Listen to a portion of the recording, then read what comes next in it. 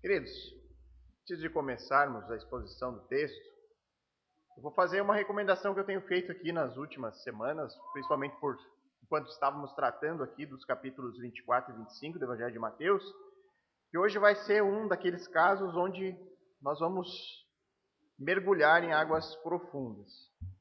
Nós vamos ter que revisitar alguns textos, vamos ter que fazer a leitura de vários outros textos bíblicos além do Evangelho de Mateus.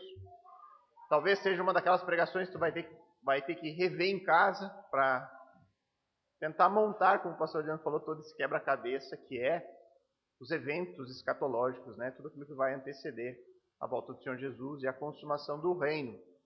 Então, mais do que nunca é necessário atenção. Eu vou estar lendo alguns textos aqui de maneira um pouco mais rápida, porque senão esperar todo mundo abrir e encontrar os textos demoraria um pouco mais. Então, aqueles que anotam, tentem anotar as referências dos textos certinhos para conferir depois. E alguns outros textos nós vamos ler juntos, obviamente. Então, nós temos visto aqui ao longo das últimas semanas a resposta que Jesus ele entregou aos seus discípulos quando ele foi questionado. Isso é lá no início do capítulo 24, lá no verso 3, né? Onde eles perguntaram quando aconteceria a vinda do Senhor e o fim dos tempos. Então, o que nós temos diante de nós, nesse capítulo 24 e também no capítulo 25, que nós ainda vamos ver, é um sermão profético, é um discurso escatológico que trata de acontecimentos futuros, que trata dos últimos dias. E Jesus está explicando eventos que vão marcar o fim deste tempo presente e o momento do seu retorno ao mundo para a consumação do seu reino e a consumação das promessas. Jesus, então, ele tem explicado aqui em detalhes tudo aquilo que naquele momento que antecede o seu retorno, os princípios das dores, a grande tribulação e um período que vai culminar com aquilo que Jesus disse no verso 27 do capítulo 24. Porque assim como o relâmpago sai do Oriente e brilha até o Ocidente, assim será a vinda do Filho do Homem. Então, tudo que ele tem explicado aqui é esse período que antecede esse grande momento. O momento que ele virá como um relâmpago. Então, o texto que nós veremos hoje, ele vai detalhar os acontecimentos deste momento tão esperado pelos cristãos, o momento do retorno do Rei. Então, vejamos o que Jesus tem a nos dizer sobre isso em Mateus 24, versos 29 a 31. Jesus diz assim: logo em seguida a tribulação daqueles dias, o sol escurecerá, a lua não dará sua claridade, as estrelas cairão do firmamento e os poderes do céu serão abalados. E então aparecerá no céu o sinal do Filho do Homem. Todos os povos da terra se lamentarão e verão o Filho do Homem vindo sobre as nuvens do céu com poder e grande glória. E ele enviará os seus anjos com grande som de trombeta, os quais reunirão seus escolhidos dos quatro ventos, de uma a outra extremidade dos céus. Vamos orar uma vez mais, queridos. Bondoso Pai, soberano Senhor, obrigado pela tua revelação, obrigado por esse texto que nós aqui lemos, do qual é o alvo desta exposição, deste momento tão esperado por todos nós que cremos no Senhor Jesus como Senhor e Salvador das nossas vidas. O momento em que Ele aparecerá a todos, o momento em que Ele virá a este mundo para consumar o seu reino e as suas promessas. Então eu peço, Senhor, que o Senhor nos ajude aqui esta manhã a compreender o texto, a encontrar verdades que nos trazem esperanças para passarmos por esse tempo que nós hoje vivemos. O Senhor nos ajude aqui a encontrar na Sagrada Escritura um terreno fértil que nos ajude a encontrarmos cada vez mais forças e permanecermos firmes no Senhor, porque cremos que Tu nos dá o Teu Santo Espírito e nos orienta e nos guia em todas as coisas. Que seja assim essa manhã. É o que pedimos e oramos em nome de Cristo. Amém. Queridos, esse texto que nós acabamos de ler, ele vai apresentar aqui para nós três grandes acontecimentos que vão estar presentes neste momento final, antes da consumação do reino. E é o que nós vamos ver aqui. O primeiro destes acontecimentos descritos nesse texto aqui são eventos cósmicos. O verso 29 diz que logo em seguida, a tribulação daqueles dias, o sol escurecerá. A lua não dará a sua claridade. As estrelas cairão do firmamento e os poderes do céu serão abalados. Então, logo após aqueles dias de grande tribulação, dos quais Jesus acabou de falar, logo depois deste período de intensa perseguição, onde o povo do Senhor teve que se refugiar, se esconder de maneira urgente, logo depois de todo esse tempo que é marcado lá no início pelo ato abominável que causa desolação, depois da ira de Deus ter sido derramada por todas as nações pelo período de 7 anos, ocorrerão eventos cósmicos marcantes. O sol escurecerá. A lua, consequentemente, não mais brilhará. As estrelas cairão do céu. Ou seja, toda a estrutura cósmica que nós hoje conhecemos, ela será abalada. Ao ler algo assim, irmãos, que convenhamos, é difícil até de imaginar, muitos acabam seguindo o caminho de entender que este versículo aqui não deve ser interpretado literalmente. Mas por que isso ocorre? Por que será que nós não deveríamos seguir o caminho de entender isso como algo que vai realmente acontecer e literalmente acontecer? Será que existe algo no texto que nos indique aqui que Jesus está usando uma figura de linguagem? Existe algum argumento sólido que nos leve a cogitar essa hipótese de entendermos de uma maneira figurada? Será que existe algo concreto indicando que Jesus não pretende ser literal aqui nas suas palavras? Não.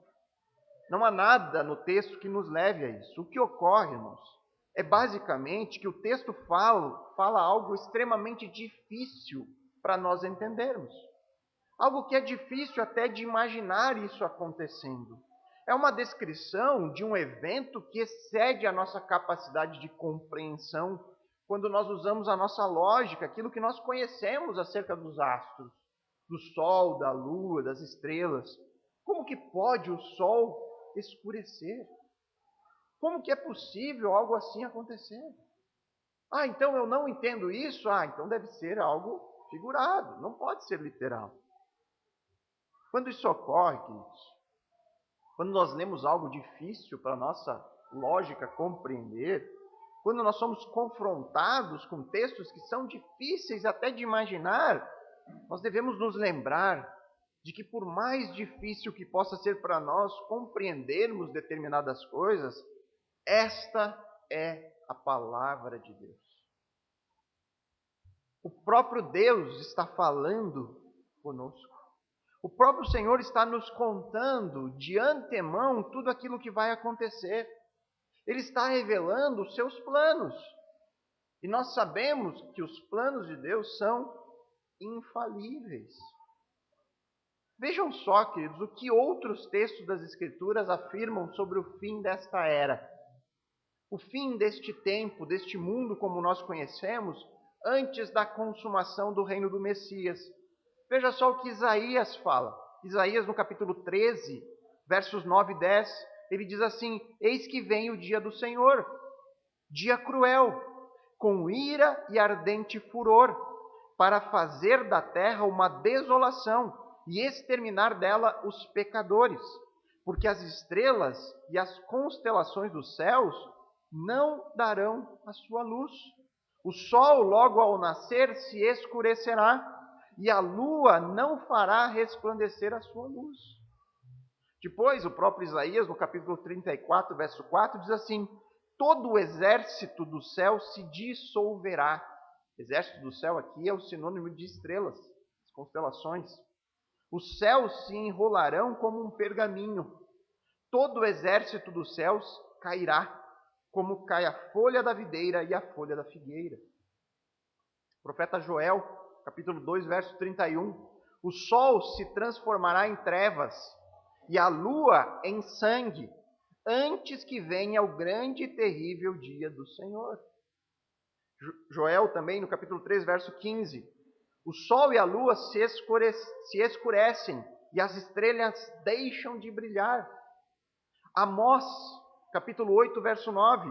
Naquele dia, diz o Senhor Deus, farei com que o sol se ponha ao meio-dia e com que a terra se cubra de trevas em pleno dia. E a gente pensa, certamente Jesus leu os profetas.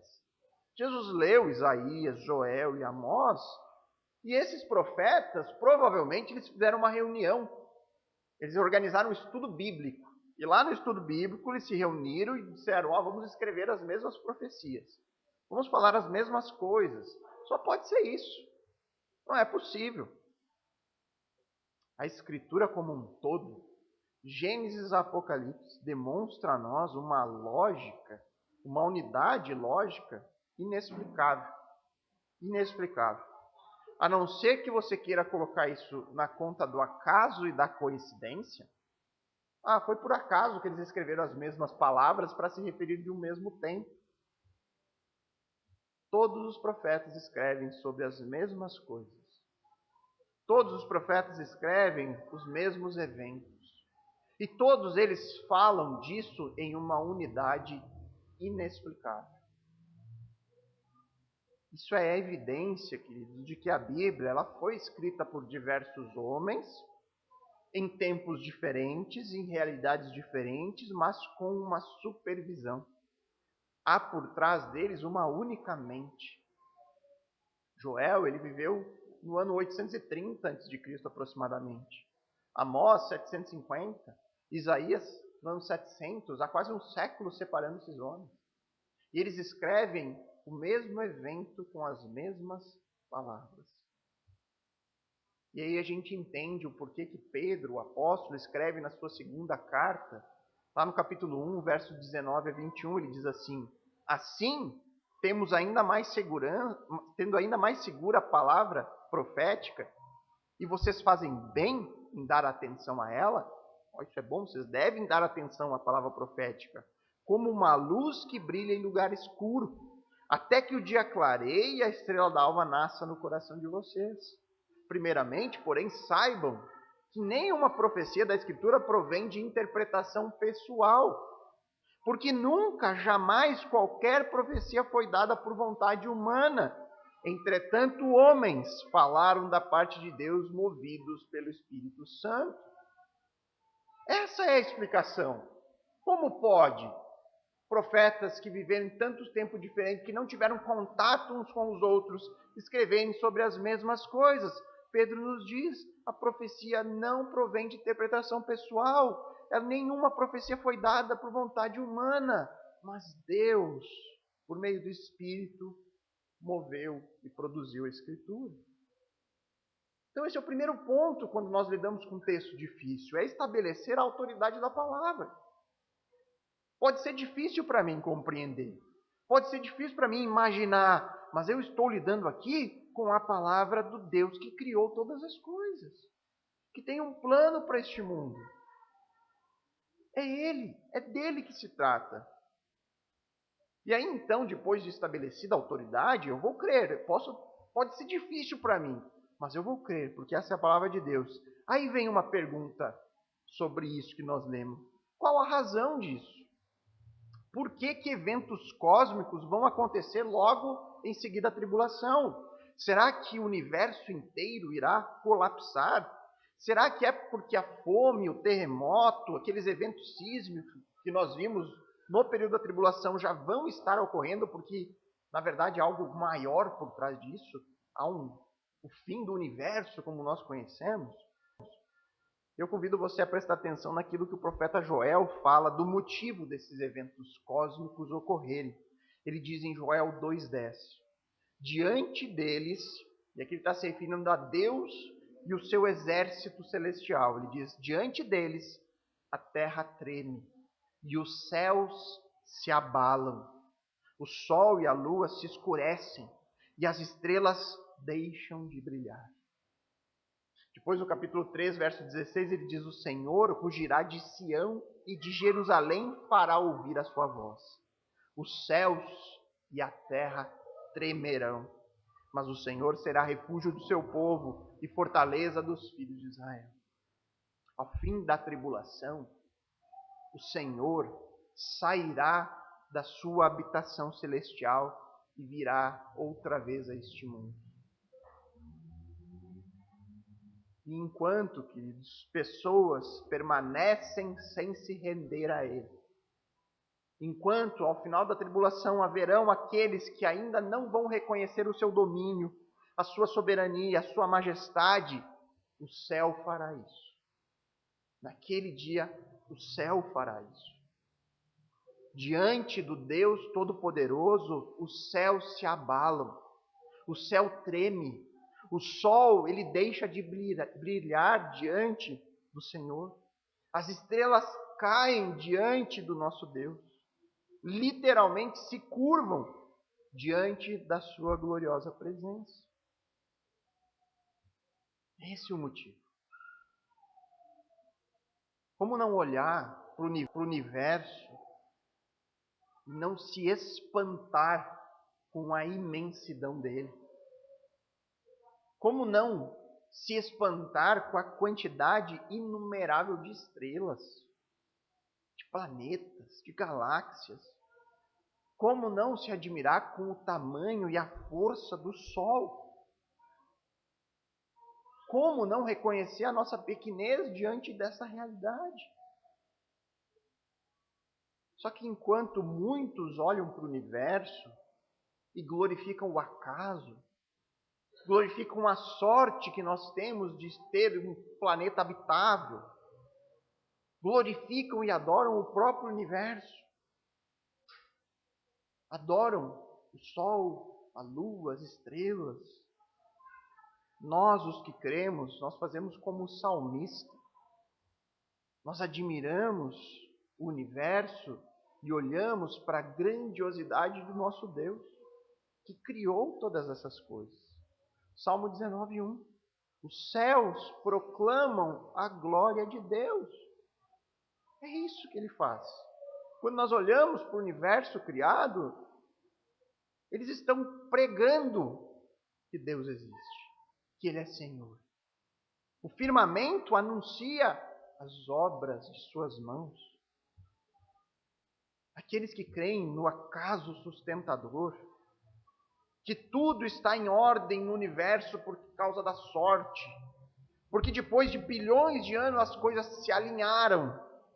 Creem que não existe nenhuma causa por trás de tudo isso, que nós saímos do caos de uma explosão inicial para a ordem e a beleza de tudo que existe hoje. Essas pessoas olham para esse texto que nós estamos analisando e dizem: isso é impossível de acontecer. O sol ele não pode escurecer assim. As estrelas elas não podem cair. Nada disso faz nenhum sentido. Isso é falso. Mas Deus está anunciando aqui que neste dia, quando o cosmos, quando o sol, quando a lua e as estrelas se curvarem diante do Senhor, Deus vai estar mostrando a todos neste mundo que é Ele aquele quem sustenta. O sol ele pode escurecer, a vida continua sendo sustentada porque Ele é quem sustenta. O mundo cósmico pode desabar, pode acabar tudo aquilo que nós estudamos na escola e entendemos como a perfeição, o ajuste fino, que é só por causa disso que tem vida aqui, porque a Terra está distante do Sol na distância certa, a Lua, tudo contribui para que Deus vai mostrar nesse dia. Cai tudo isso por terra e permanece, porque eu sou o que sustento. Eu sou o Deus sustentador. Deus ele vai se fazer presente neste dia. E a partir dali, ninguém mais questionará. Ninguém mais duvidará da existência de um Criador soberano que sustenta todas as coisas com o seu poder. Depois disso, queridos, o segundo evento que ocorrerá logo após a tribulação é que aparecerá o Filho do Homem. O verso 30 diz: então aparecerá no céu o sinal do Filho do Homem. Todos os povos da terra se lamentarão, E verão o Filho do Homem vindo sobre as nuvens do céu com poder e grande glória. Então aparecerá no céu o Filho do Homem. Eu já expliquei em outra pregação o que significa esse título, né? O Filho do Homem. Ele é um título messiânico. Está dizendo aqui que aparecerá no céu o Rei Messias.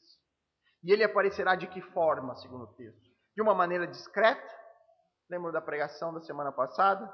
Não, não será nada discreto. Ele virá como um relâmpago que sai do Oriente e brilha até o Ocidente. Não será nada discreto. Será uma vinda inquestionável, de tal forma que todos os povos da terra verão o Filho do Homem vindo sobre as nuvens do céu. Reparem o que diz o apóstolo João em Apocalipse 1:7. Ele diz assim: eis que ele vem sobre as nuvens, e todo olho verá, até mesmo aqueles que o transpassaram, e todas as tribos da terra se lamentarão por causa dele. Em Mateus, Jesus diz que todos os povos da terra se lamentarão. Mas em Apocalipse, o apóstolo João faz uma distinção, dizendo que todo olho verá, até mesmo aqueles que o transpassaram.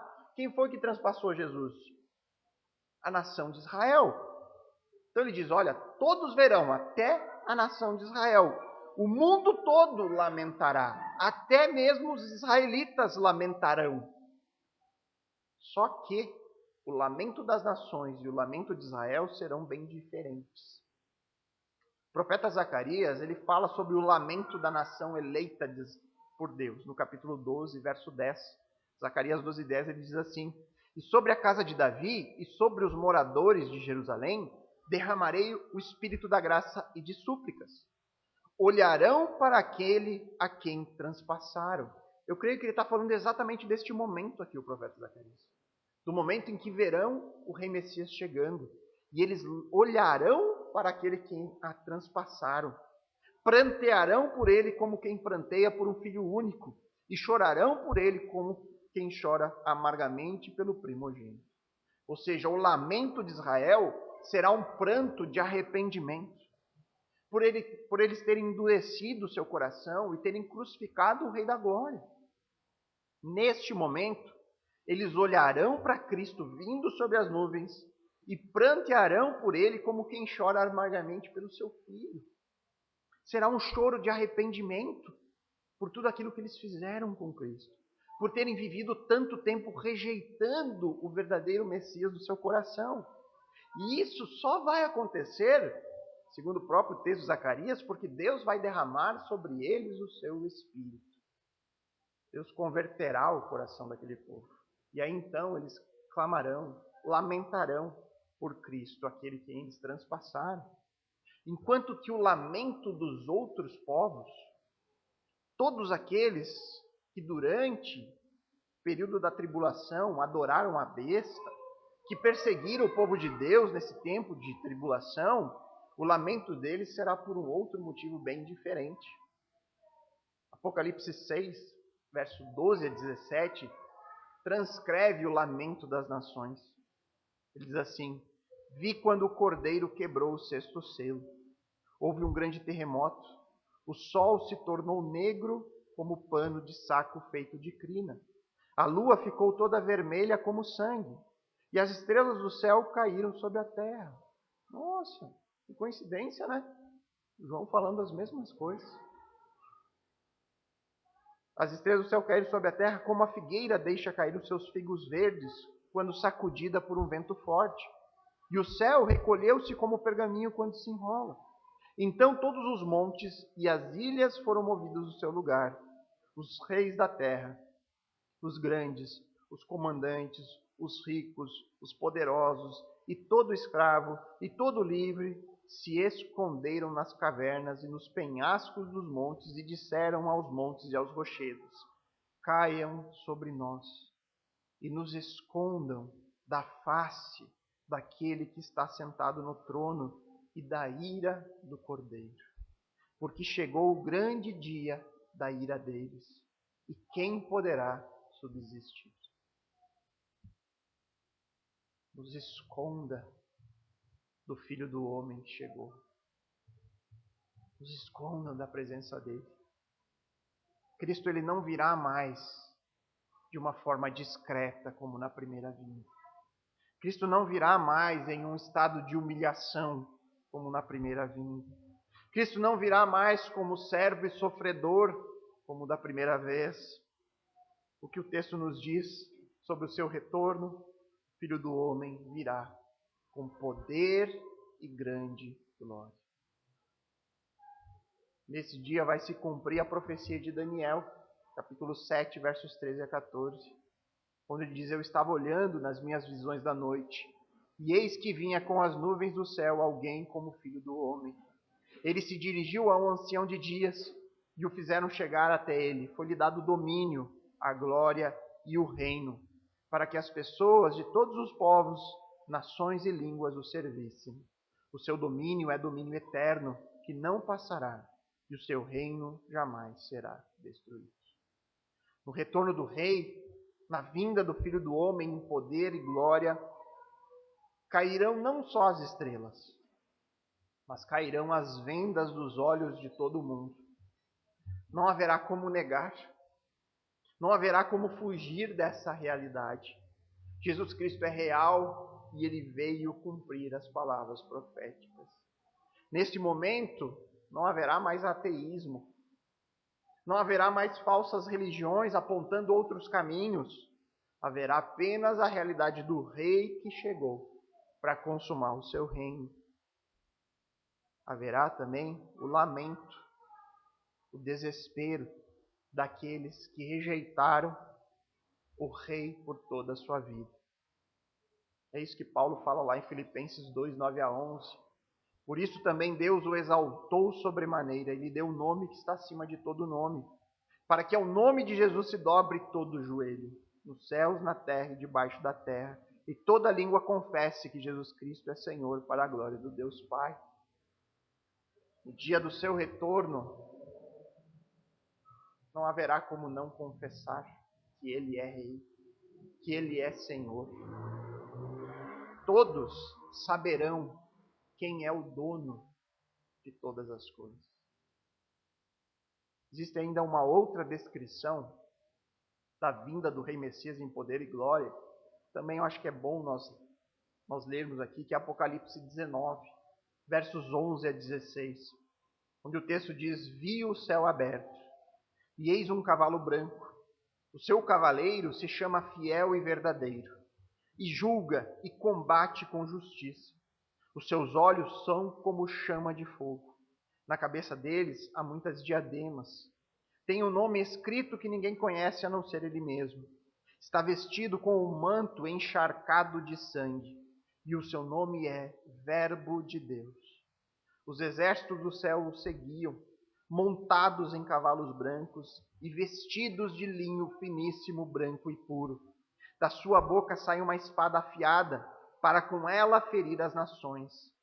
Ele mesmo as regerá com cetro de ferro, e ele mesmo é que pisa o lagar do vinho do furor da ira do Deus Todo-Poderoso. No seu manto e na sua coxa está escrito um nome: Rei dos Reis e Senhor dos Senhores. Uau! Cristo virá de uma maneira inquestionável. Será um evento mundial. Ele virá com poder e grande glória. E isso é certo. A mesma palavra que afirmou séculos antes que Jesus viria, o Cristo viria a este mundo como servo sofredor, que ele seria morto, crucificado e que ressuscitaria ao terceiro dia, e que afirmou tudo isso com riqueza de detalhes. Essa mesma Escritura afirma o seu retorno igualmente com riquezas de detalhes. O que resta a nós é pensarmos sobre esse retorno. E especialmente pensarmos sobre a reação das pessoas a esse retorno. Será que se hoje mesmo você se deparasse com este rei, vindo em poder e grande glória, qual seria a sua reação? Você se alegraria por finalmente ver com seus olhos o Cordeiro que foi morto no seu lugar? Você se alegraria por enfim ver a face do seu Senhor e Salvador? Ou será que a sua reação seria de pavor, de se esconder diante da face da ira do Cordeiro? Será que você tentaria de todas as formas encontrar uma maneira de escapar das mãos do juiz que chegou para julgar os seus atos? Todos nós, queridos, estamos cientes da mensagem do Evangelho. Todos nós conhecemos a história de Jesus de Nazaré. E todos nós temos uma decisão para tomar sobre tudo isso que nós conhecemos sobre Cristo. De que lado nós nos posicionaremos?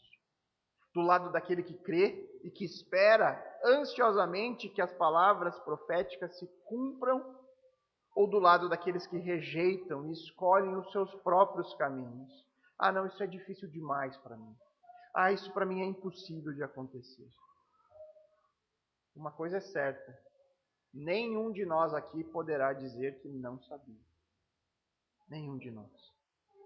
Então, o que acontecerá depois da tribulação, nos últimos momentos antes da consumação do reino? O texto de hoje nos mostra que, em primeiro lugar, ocorrerão eventos cósmicos. Em segundo lugar, aparecerá o Filho do Homem. E, por fim, os eleitos serão reunidos. Verso 31 diz: E ele enviará os seus anjos, com grande som de trombeta, os quais reunirão seus escolhidos dos quatro ventos, de uma a outra extremidade dos céus. Este é o último acontecimento narrado por Jesus no seu retorno para a consumação do reino. Jesus ele vai enviar os seus anjos com grande som de trombeta. As trombetas, elas são comuns na literatura bíblica e elas estão normalmente associadas aos eventos escatológicos.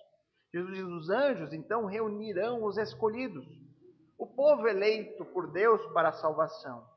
Os eleitos, eles virão dos quatro ventos, ou seja, eles serão reunidos de todos os cantos dessa terra, de todos os lugares. E aqui nós temos uma indicação de que neste momento Cristo traz para junto de si todos aqueles que sobreviveram à grande tribulação e que estavam espalhados, escondidos, se refugiando neste tempo de grande perseguição e de grande sofrimento. Agora repare no texto que aqui de Mateus, que Jesus não apenas fala da reunião dos eleitos na terra. Ele fala que nesta reunião estarão os salvos dos quatro ventos, de uma a outra extremidade dos céus. Marcos ele deixa ainda mais claro isso no seu evangelho. Lá em Marcos 13, 27, ele diz que ele enviará os anjos para reunir os seus escolhidos de todas as partes do mundo, das extremidades da terra às extremidades do céu. Portanto, será uma reunião dos escolhidos que estarão vivos no final da grande tribulação, juntamente com todos os eleitos que estarão no céu.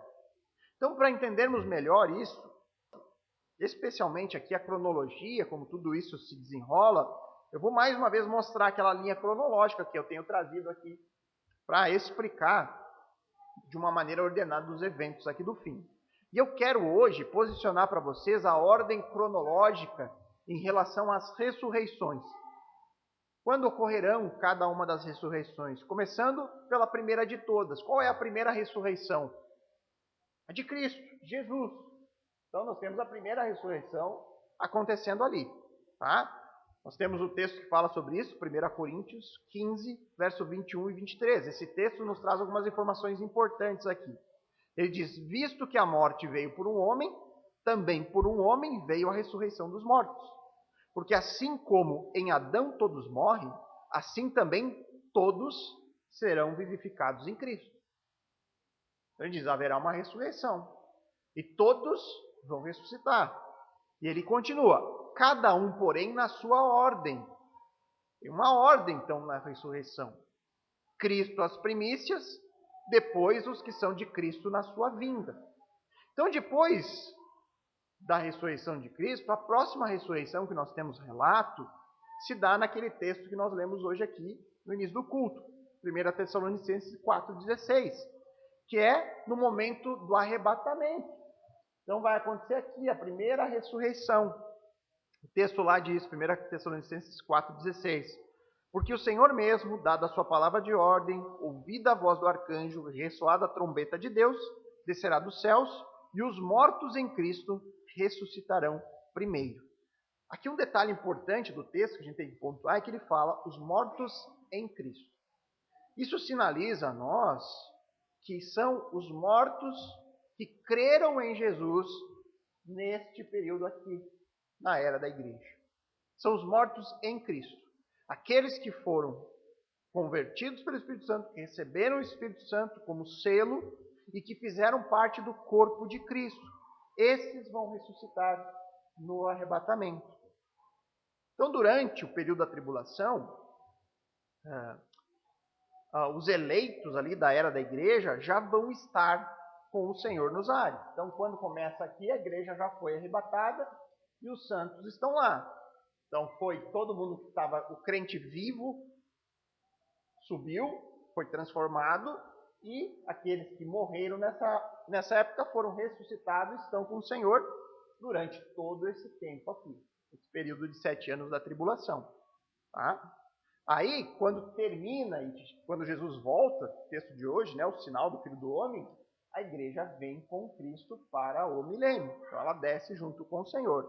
E aí, com a chegada do rei, com a reunião de todos os escolhidos, tanto do céu como da terra, haverá, neste momento aqui, no início do milênio, a ressurreição de todos aqueles que morreram durante a tribulação, os crentes.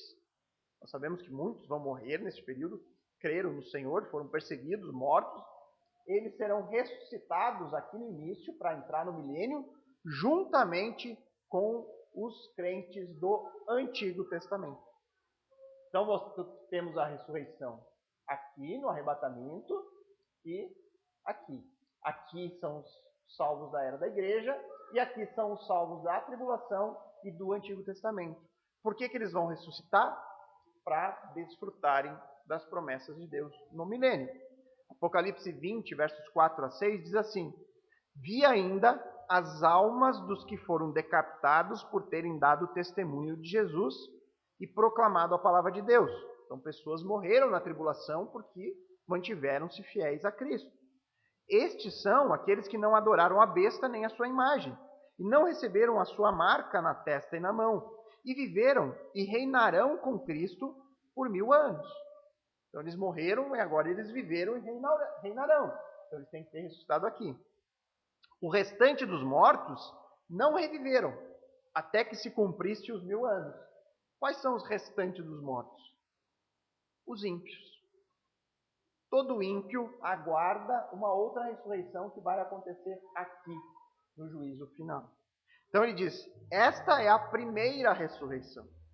Bem-aventurado e santo é aquele que tem parte na primeira ressurreição. Sobre esses a segunda morte não tem poder. Pelo contrário, serão sacerdotes de Deus e de Cristo e reinarão com ele por 1000 anos. Mas pastor, o texto de Apocalipse não fala que essa vai ser a primeira ressurreição? E a ressurreição do arrebatamento? Ela não é mais a primeira? Nós, queridos, para fazermos teologia, não temos vida fácil. Para montarmos aqui, como o pastor disse, o quebra-cabeça, nós todos temos desafios para lidar.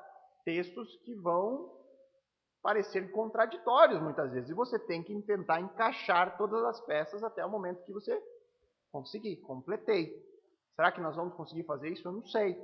Mas eu não tenho problemas com esse texto de Apocalipse que fala nessa ressurreição do milênio como a primeira. Por quê?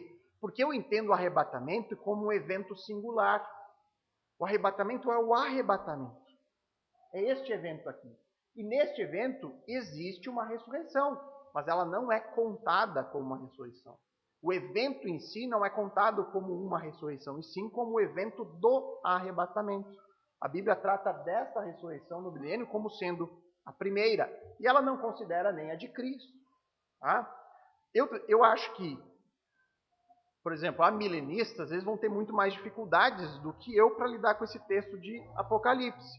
Por quê? Porque o amilenista ele ensina que há só uma ressurreição para todos. Todos vão ressuscitar em um único momento. Mas como que você lida então que esta é a primeira ressurreição e que viveram e reinaram por Cristo durante 1000 anos. O restante dos mortos não reviveram até que se completassem os 1000 anos.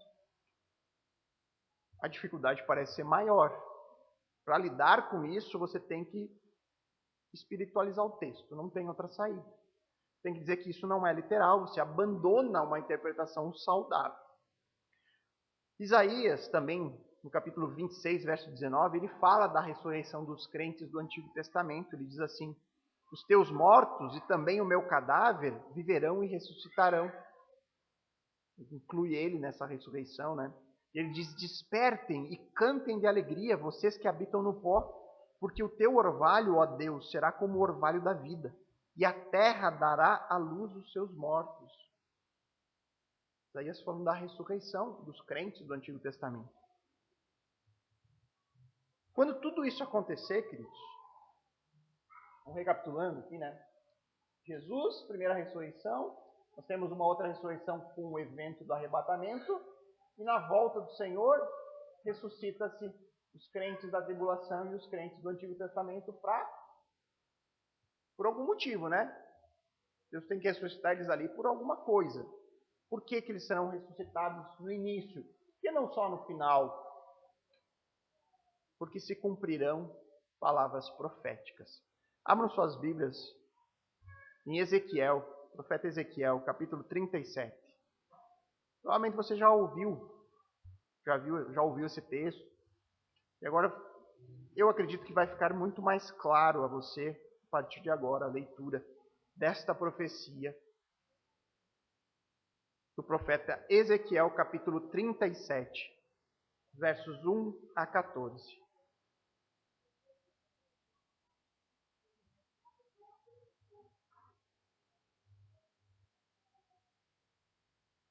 Ezequiel 37, versos 1 a 14.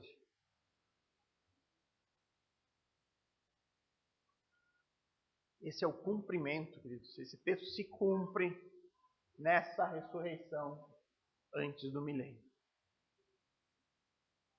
Ezequiel 37, versos 1 a 14. Acompanhe comigo a leitura. Veio sobre mim a mão do Senhor, e ele me levou pelo Espírito do Senhor e me deixou no meio de um vale que estava cheio de ossos. Ele me fez andar ao redor deles, e eu pude ver que eram muito numerosos na superfície do vale e estavam sequíssimos. Então me perguntou: filho do homem, será que esses ossos podem reviver? Respondi: Senhor Deus, tu sabes. Então ele me disse: profetize para esses ossos e diga-lhes: ossos secos, ouçam a palavra do Senhor. Assim diz o Senhor Deus a esses ossos: eis que farei entrar em vocês o Espírito, e vocês viverão. Porei tendões sobre vocês, farei crescer carne sobre vocês, e os cobrirei de pele. Porém em vocês o Espírito, e vocês viverão. Então vocês saberão que eu sou o Senhor. Então profetizei como me havia sido ordenado. Enquanto eu profetizava, houve um ruído, um barulho de ossos que batiam contra ossos e se ajuntavam, cada osso ao seu osso. Olhei e eis que pareceram tendões sobre os ossos. Cresceram as carnes, e eles lhe cobriram de pele, mas não havia neles o Espírito. Então ele me disse: profetize ao Espírito. Profetize, filho do homem, e diga ao Espírito: assim diz o Senhor Deus: venha dos 4 ventos, ó Espírito, e sopre sobre esses mortos para que vivam. Profetizei como ele me havia ordenado. O Espírito entrou neles. Eles viveram e se puseram em pé. Formavam um exército, um enorme exército. Então ele me disse: filho do homem, esses ossos são toda a casa de Israel. Eis que dizem: os nossos ossos estão secos. Perdemos a nossa esperança. Fomos exterminados. Portanto, profetize e diga-lhes: assim diz o Senhor Deus: eis que abrirei as sepulturas de vocês, e os farei sair dela, ó povo meu, e os levarei de volta à terra de Israel. Vocês saberão que eu sou o Senhor quando eu abrir a sepultura de vocês, e os fizer sair dela, ó povo meu. Porém em vocês o meu espírito, e vocês viverão. Eu os estabelecerei na sua própria terra, e vocês saberão que eu sou o Senhor. Eu falei e eu cumprirei, diz o Senhor. Se isso não acontecer, se os crentes do Antigo Testamento, o povo de Israel, não ressuscitar aqui para entrar no reino, para voltar à sua terra, então Deus de Abraão, Isaque e Jacó, ele não é o Senhor.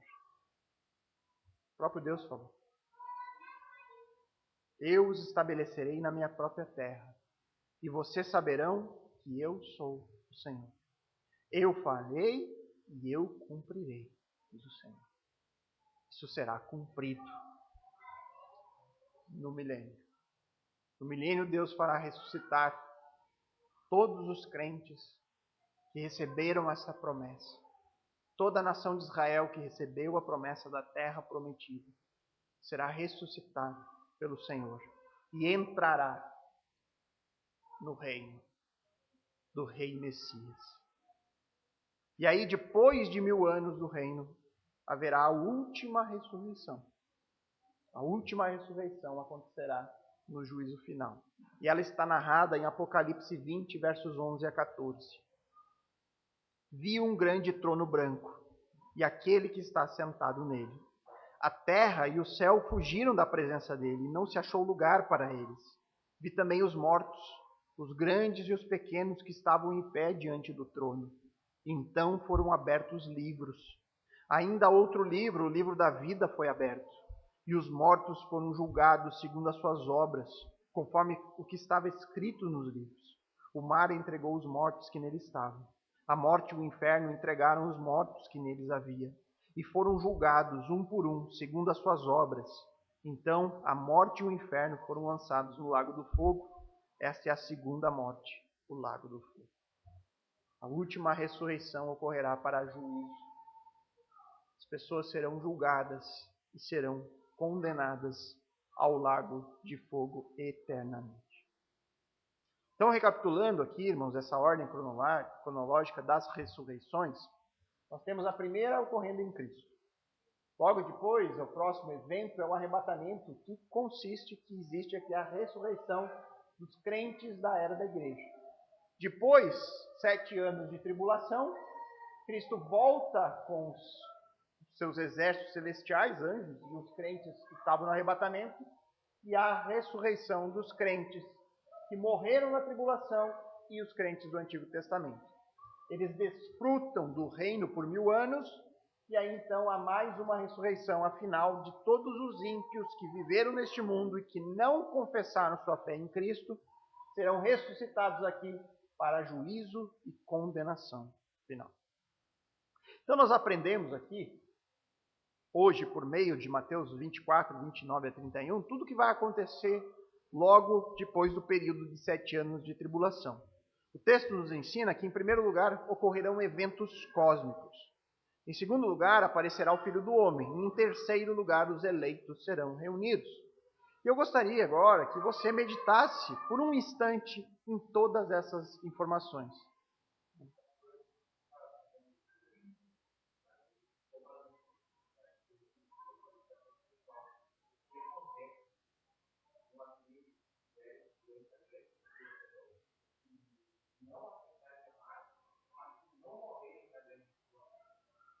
Então, esse é um assunto para escatologia, né? Um plano mais amplo aqui que não é a minha abordagem. Vou voltar aqui. Esses serão, nós vamos tratar isso logo para frente no texto de Mateus 24, que eles serão aqui julgados e serão exterminados no final, tá? Mas nós vamos tratar disso mais para frente, sem problema. Então, eu gostaria que você tirasse agora um instante para meditar sobre essas informações. Eu sei que para alguns, irmãos, pode ter sido muita coisa em pouco tempo.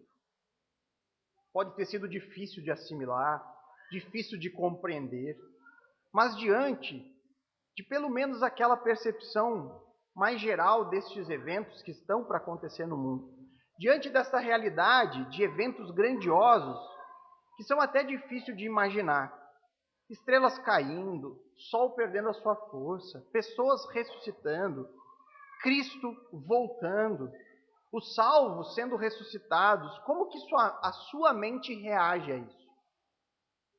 Como que você reage diante dessas informações? Você rejeita elas porque é difícil demais para acreditar?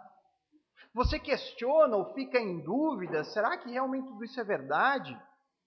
Ou será que por mais difícil que seja, você humilha o seu orgulho? Você faz aquilo que o pastor Jonas Madureira até escreveu um livro e ele intitulou Inteligência Humilhada. Você humilha a sua inteligência. Não é no sentido de não ter uma lógica ou uma razão para crer, mas no sentido de que tem certas coisas que nós não conseguimos compreender. Que diante de Deus, Deus é tão elevado que em algum momento da nossa jornada nós temos que humilhar a nossa inteligência. Eu não sei tudo, eu não sei todas as coisas. Eu posso não compreender, mas eu creio porque Deus é Senhor. Será que você se humilha diante da realidade de que esta é a palavra de Deus? Uma palavra que é infalível e inerrante? Será que você se lembra do precedente profético, das profecias cumpridas na história? E aí, por mais difícil que possa parecer, você se submete à palavra. Eu creio porque é a palavra de Deus. Eu posso não compreender. E eu quero que você lembre de que quando nós rejeitamos as Escrituras, isso só demonstra que você confia mais em si mesmo, na sua própria capacidade, e que você não aceita nada que fuja da sua própria compreensão das coisas. Você não aceita algo que você não consegue entender, ou compreender, ou imaginar acontecendo. E aí vem a pergunta, em quem você confia mais? Em si mesmo, na sua própria capacidade de compreensão e de entendimento, ou em Cristo que falou essas palavras? Ou em Cristo que ensinou tudo isso que nós acabamos de ver aqui essa manhã? E nós estamos de novo diante daquele dilema: o que eu farei com a palavra de Cristo? O que eu farei com o seu ensinamento? Eu rejeitarei porque não consigo compreender? Eu vou escolher o caminho daqueles que eu não quero acreditar, porque isso não faz sentido? Ou então eu vou acreditar, porque por mais difícil que seja, eu vou humilhar o meu orgulho. Eu vou crer porque foi Cristo quem disse. E Cristo, Ele é Senhor. Cristo ressuscitou como Ele disse que ressuscitaria. Então eu me humilho diante dEle e vou crer, independentemente do custo. Eu vou crer com todo o meu coração, porque Ele é de fato o Senhor sobre a minha vida. Pense um pouquinho sobre isso e vamos orar na sequência.